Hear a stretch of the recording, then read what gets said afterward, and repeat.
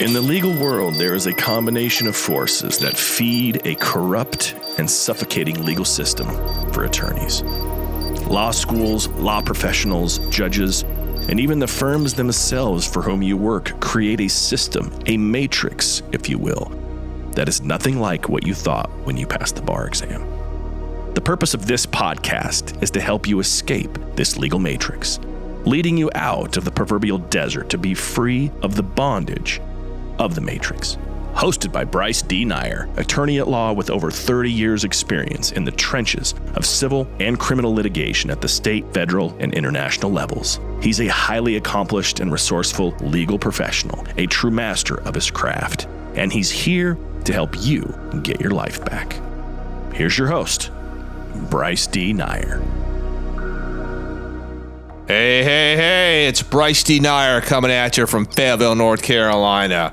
Again, we're here talking about escape from the legal matrix, an attorney's exodus from legal bondage. Okay, how's everybody doing today, tonight, whatever time zone you're in? I'm doing great. We've got a lot to talk about this evening or afternoon or morning, again, depending upon which time zone you're in. And the topic we're going to just talk about today is fear. Fear. So last time we spoke, we were talking about taking on the system. And part of taking on the system, whether it's your marriage, your job, your profession, or, what we're here to talk about, taking on the legal profession, taking on the legal matrix, we opened that door to talking about fear. Because most people, when they take on a system, they live in fear. Now, fear is real. It's not something that's made up. It's not something that is imaginary. Fear does exist. Fear can be positive or fear can be negative. So a little bit of fear, the bottom line is, can keep you on your toes. Too much fear can freeze you in your tracks to where you take no action to do anything.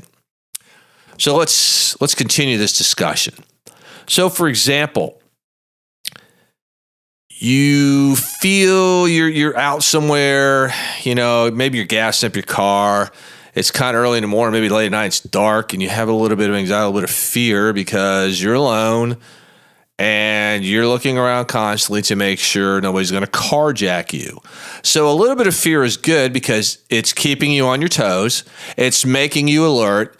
It's, basically scouting the area to make sure there's no bad people that will, do you harm.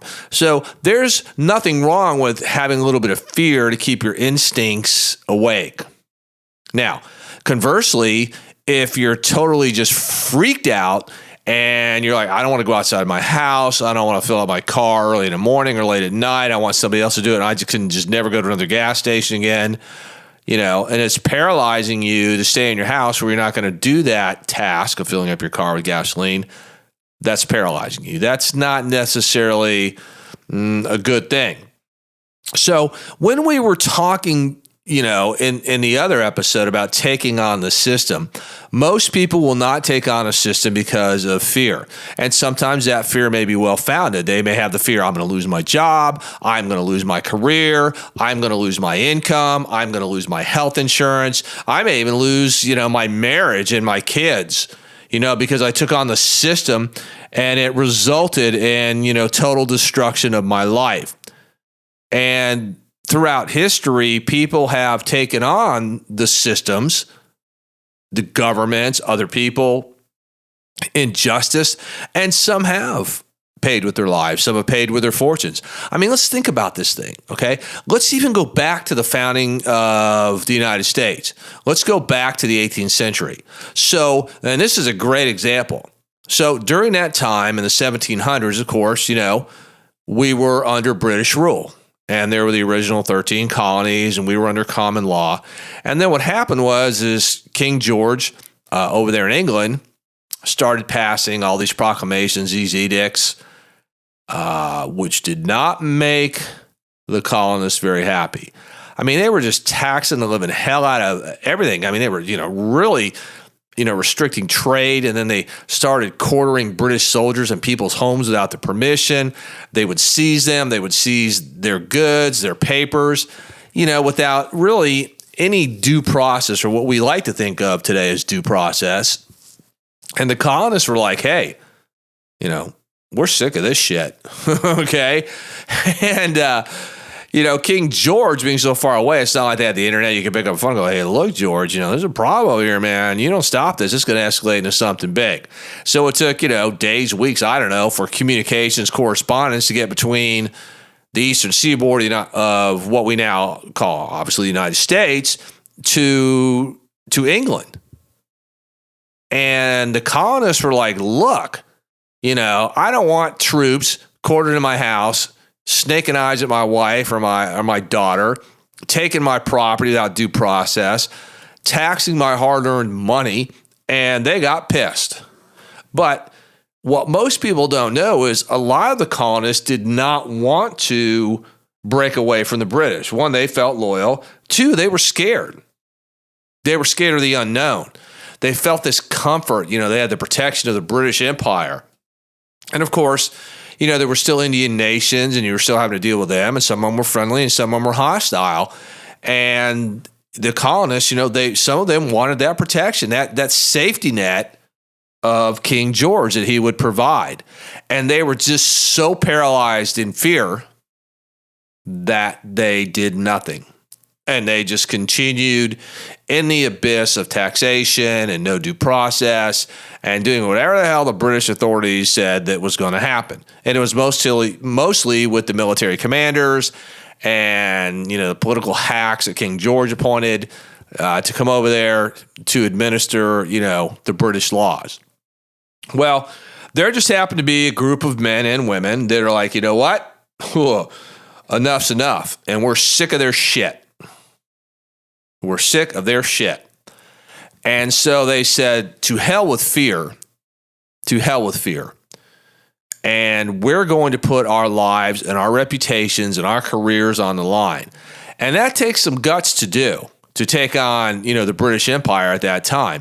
Because even though you had 13 colonies, they weren't, totally united in what they wanted to do. You clearly had, you had slavery that was still intact, and the southern states were relying on that for free labor. You had differences in the northern colonies. You had friction, between, these 13 colonies, between the members that met in what we call the Continental Congress. And, there was just a lot of disagreement. Some people are like, no, we want to stay with the United Kingdom or England, Great Britain, whatever you want to call it. That's what they are. And others are like, no, to the hell no. There's something better out there. There's freedom. There's, being basically all you can be, in the free markets and not be constricted by an empire. And that's what the legal matrix is. Essentially, it's an empire. And somewhere in this legal matrix, there's a king. There's a king. There's somebody at the highest level that's in charge, pulling all the strings, treating everybody like puppets, because as a lawyer, essentially, until you get your freedom, you are a puppet. And the puppet master is the headshed of the legal matrix. But getting back to our conversation as an example of when the United States essentially was founded, there was some blood on the ground. You read the washed version in the history books, but I mean, it got pretty testy. It got confrontational. Bunker Hill, that was kind of like, hey, and shots were fired and people died, and it got ugly. And then as time moved forward, they all met to sign. Now, everybody didn't sign the Declaration of Independence at the same time. A lot of people don't know that. But once they signed that document and it made its way to the Brits and ultimately over to King George, okay, they started hunting them folks down. And ultimately, if you go read what happened to many of the signers, they lost their homes. Some were executed. Some died in poverty because of, they gave up their fortunes and they were on the run. But here's the key thing. They overcame fear to take on the system that was in place at that time. And it started, the American Revolution, which did not really end, about 1783, if I'm not mistaken. So it lasted a number of years, and a lot of people died. A lot of people suffered. And then as the United States was founded and the Constitution was written and then it was ratified and it came into being, this document basically said, hey, I am the Constitution, created out of blood, sweat, and tears, and overcoming a fear that was real. It wasn't imagined, but men and women pledged their lives and their fortunes, their livelihoods, their legacies to pursue a path of possibilities. And they overcame the system.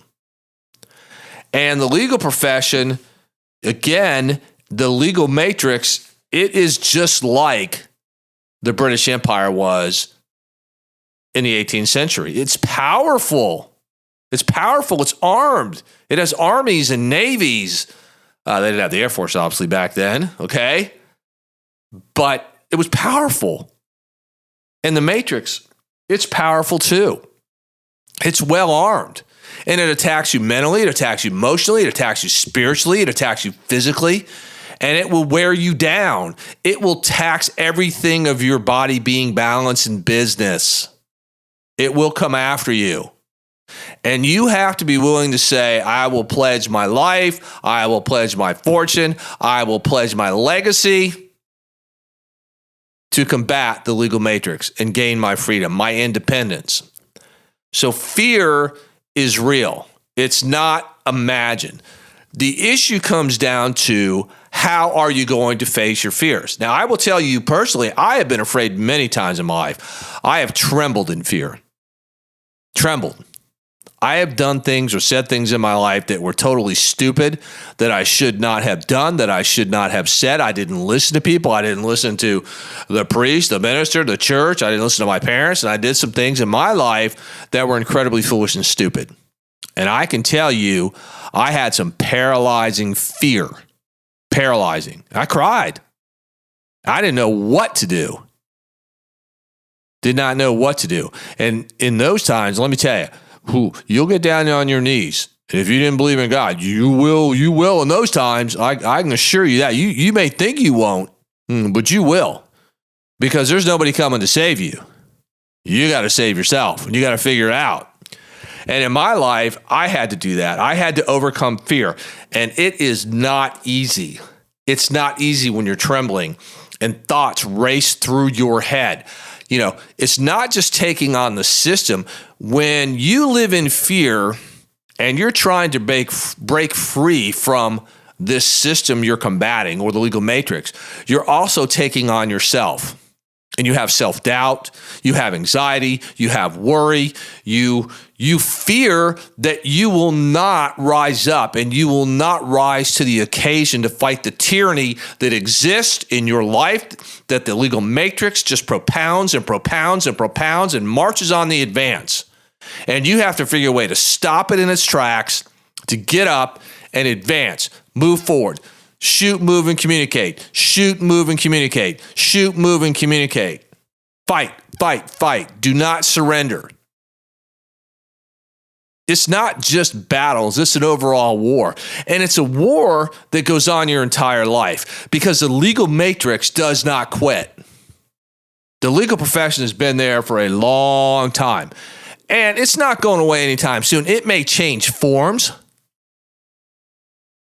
It may be something different, but essentially at its core, it's all about control. That's what the legal matrix is. It wants to control lawyers and you. It keeps you in this box of fear and self-doubt and insecurity to where sometimes you doubt yourself. You look at yourself and you're like, God, I just don't know if I can do this. I don't know if I can fight. I don't know if I could be a revolutionary. But that's what you have to be. You have to be a revolutionary in the war against the legal matrix. There is no other way to be free. There is no way to be in command of body, being, balance, and business. You can't do it unless you lead yourself. You can't lead others. You can't lead other lawyers. You can't lead your clients, your family, or anybody until you're able to lead yourself. I have realized this. I have discovered this. And it's true. Nobody's going to listen to me if I don't have the experience in battling the legal matrix. I have won battles. I have lost battles. There are scars in my heart and my soul, even on my body, fighting the legal matrix. It's not something that is accomplished overnight. It never is. It will always be a battle and a war, day and night, day and night, day and night, 7 days a week, year round, through all of the seasons. It does not end. It doesn't. But as you fight the war and you gain your freedom, you gain energy, you gain strength, you gain perspective, you gain focus, you gain clarity, and you gain this thing called the impossible game. Your impossible game is where you're going in the future.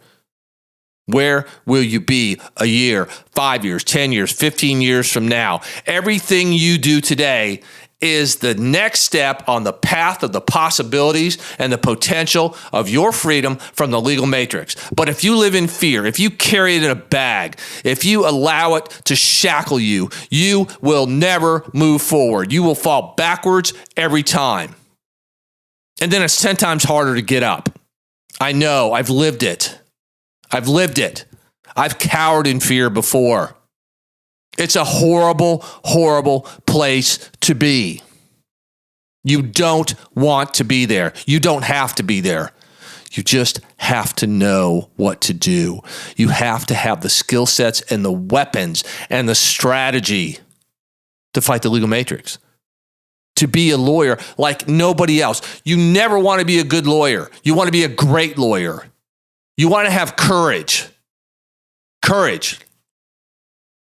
You want to take the fear and slice it and dice it and kill it.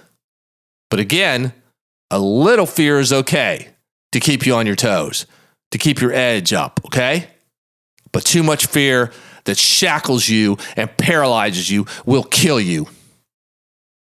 It will be the destruction of you, and you will continue to be the walking dead every day of your life. Every day. You'll never be free. Fear, it's a powerful 4-letter word. Love is a 4-letter word. 4-letter words can make a difference. Do you live in love or do you live in fear? Do you execute in courage or do you execute in fear? Do you advance or do you retreat? Do you rise or do you fall? These words are important. They need to become part of who and what you are. I've learned the hard way. Fear is not a friend that you want, not the paralyzing type of fear. You have to have the courage to do what needs to be done. You have to learn to say no. You have to learn to cut out toxic relationships. You have to learn to get away from toxic people. You have to learn to stand up and say, today, I am a different type of lawyer. I am a leader type of lawyer. I am somebody who is advancing. I am advancing. I am advancing. I am in fighting. I am conquering. And I am not retreating and I am not going back. Ever. I have closed that door. I have burned that ship in the harbor. I have closed Pandora's box. Fear. Everybody in today's world is living in fear. Fear of health. Fear of losing their jobs. Fear of no money.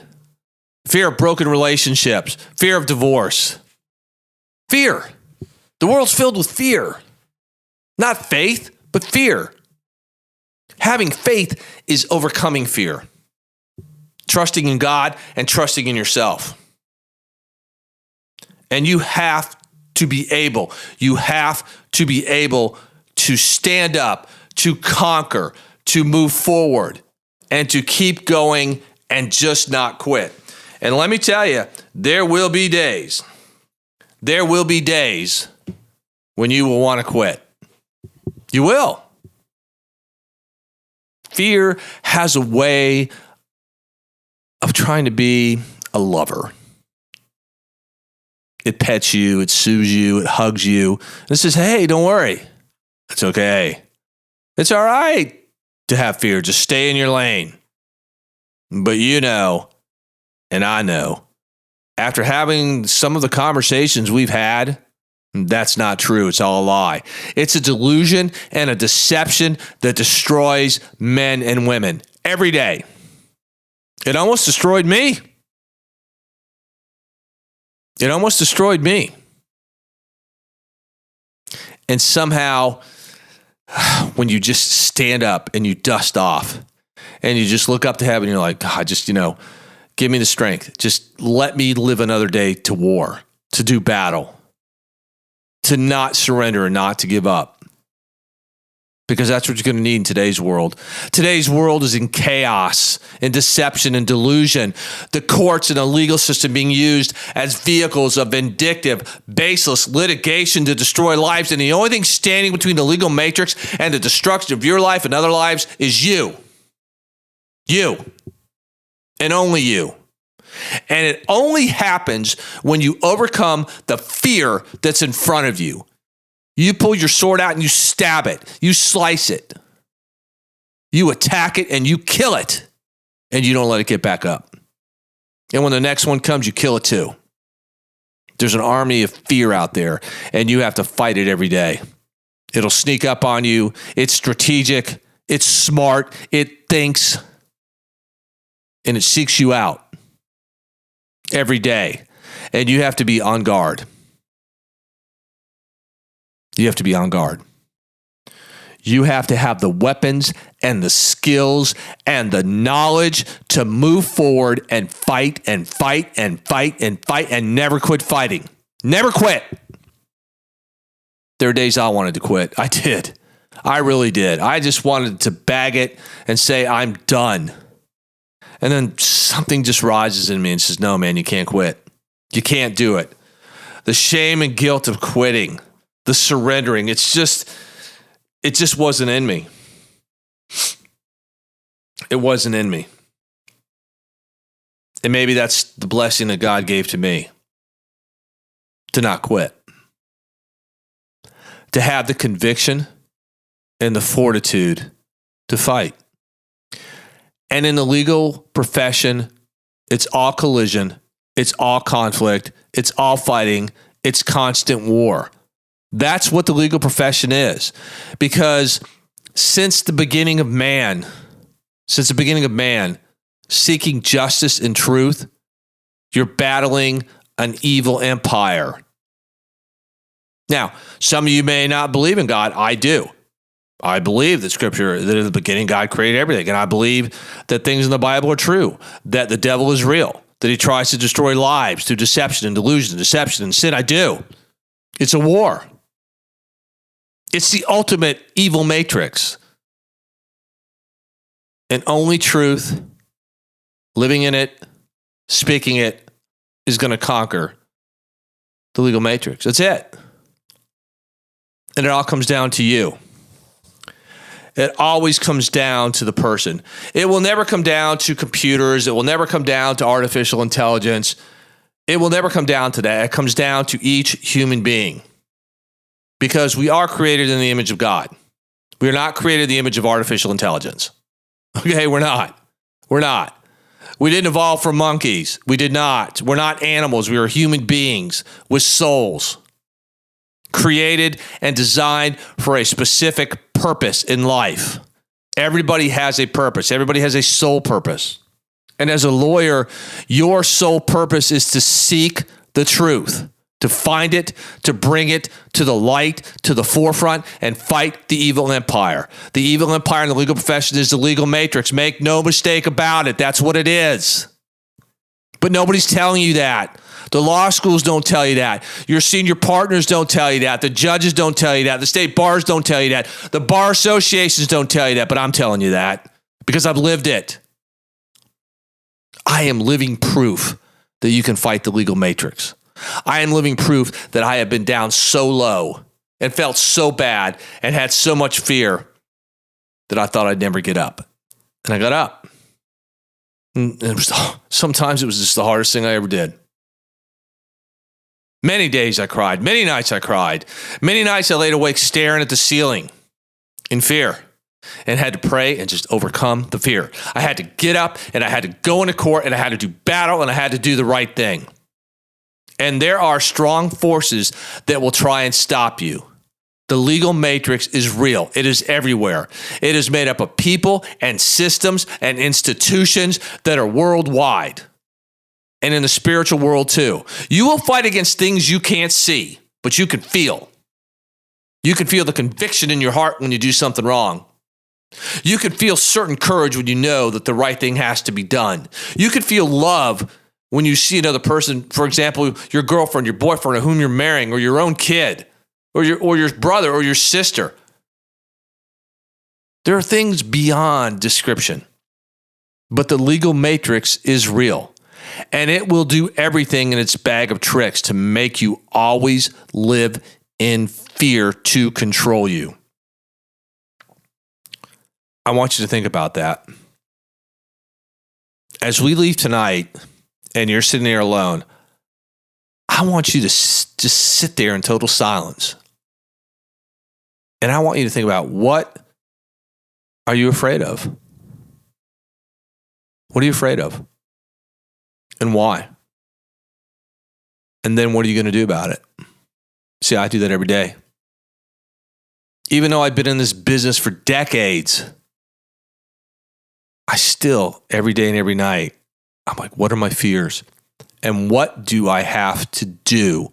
What do I have to say? What actions must I take to overcome the fear, to defeat the legal matrix? It's something you really must consider and think about. These are the better questions that you must answer. Because if you don't, you'll be a slave the rest of your life. And 30 years from now, you'll just be in a true living hell on earth. And there is a hell on earth. And you may be the one that creates it, or you can be the one that escapes it. When you die, there's no escape. You're dead, you're either going to heaven or hell. That's what I believe, okay? But in this life, you can't escape the hell. You're not dead yet. You're not dead. You're a breathing, living human being that God gives certain qualities to because you're created in his image. You just have to reach out and ask, and you got to stand up. Okay. We've had a great discussion tonight. So remember,